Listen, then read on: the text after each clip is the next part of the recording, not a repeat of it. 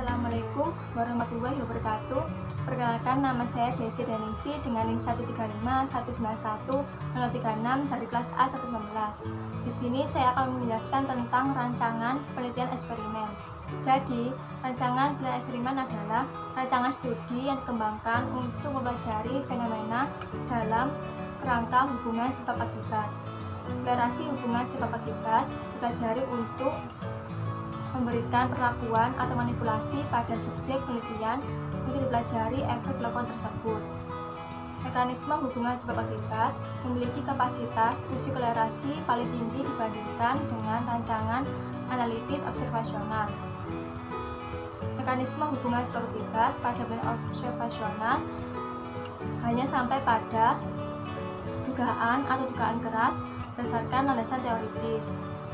Relasi hubungan sebab akibat dapat diungkap melalui rancangan eksperimental, yaitu dengan adanya perlakuan atau manipulasi peneliti terhadap subjek penelitian. Lalu efek manipulasi tersebut diamati. Secara klasik, rancangan eksperimental itu dapat diwujudkan dalam bentuk penelitian yang membagi subjek penelitian menjadi dua kelompok yang sama.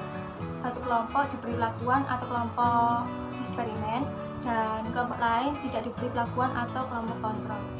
3 ciri esensial dalam rancangan penelitian eksperimental. Yang pertama, manipulasi suatu variabel, yaitu melakukan suatu perlakuan atau treatment tertentu terhadap variabel bebas yang akan diukur pengaruhnya. Yang kedua, mengamati perubahan efek pada variabel lain atau variabel dependen. Yang ketiga, yaitu pengendalian pengaruh variabel lain yang tidak dikendaki. Berdasarkan modus pengendalian situasi penelitian, rancangan penelitian eksperimen dibagi menjadi dua, yaitu yang pertama eksperimen murni, yaitu eksperimen yang mengikuti prosedur dan memenuhi syarat eksperimen, terutama yang berhubungan dengan pengontrolan variabel, kelompok kontrol, dan lain-lain. Yang kedua yaitu eksperimen semu, eksperimen yang dilakukan pada kondisi yang tidak memungkinkan untuk mengontrol atau memanipulasikan semua variabel yang relevan. Jenis-jenis rancangan eksperimental, yaitu yang pertama jenis rancangan pra-eksperimen, dibagi menjadi 3. Yang pertama yaitu 1. One group design, yaitu penelitian yang dilakukan dengan satu kelompok yang diberi perlakuan, kemudian diobservasi akibatnya.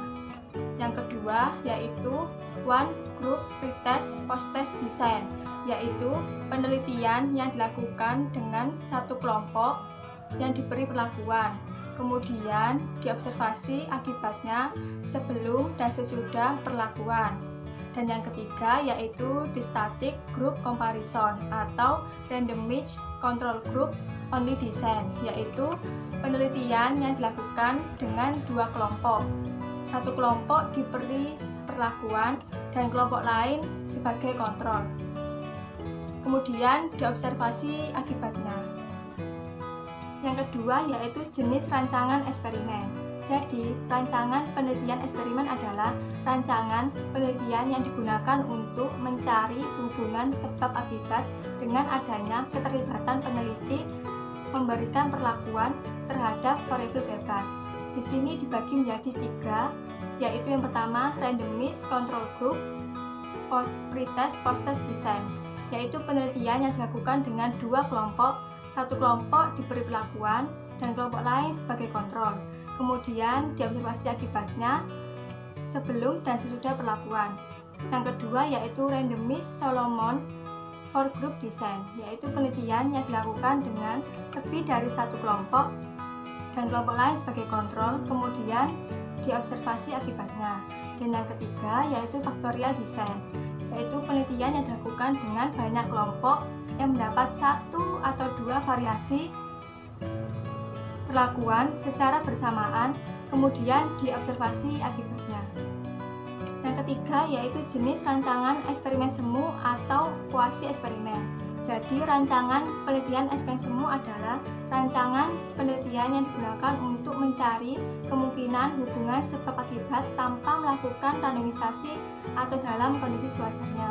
di sini dibagi menjadi dua, yaitu yang pertama the time series experiment atau longitudinal time study, yaitu penelitian yang dilakukan dengan satu kelompok yang diobservasi beberapa kali sebelum dan sesudah perlakuan.